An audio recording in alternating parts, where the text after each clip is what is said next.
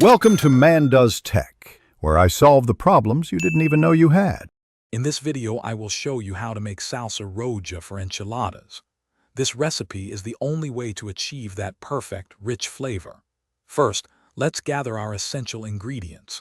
You'll need 6 to 8 dried guajillo chilies and 2 to 3 arbol chilies for a balanced heat.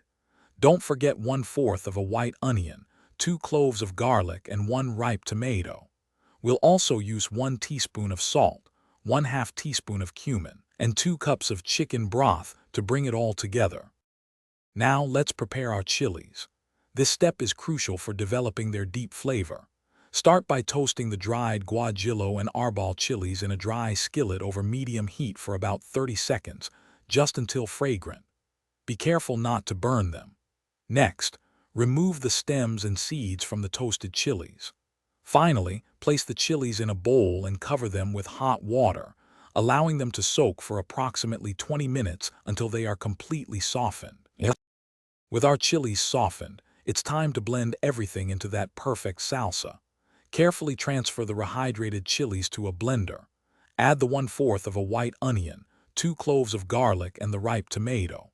Now, season with 1 teaspoon of salt and 1/2 teaspoon of cumin. Pour in the 2 cups of chicken broth. Blend the mixture on high until it is completely smooth, ensuring no large pieces remain. This creates the ideal texture for your enchiladas. Our salsa is almost ready.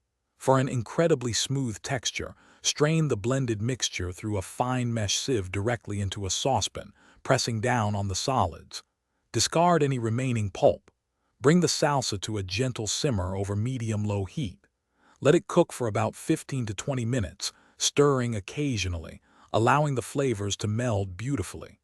Finally, taste and adjust the seasoning with more salt if necessary. This rich salsa roja is now perfect for your enchiladas. Thanks for watching. If you found this helpful, don't forget to like and subscribe.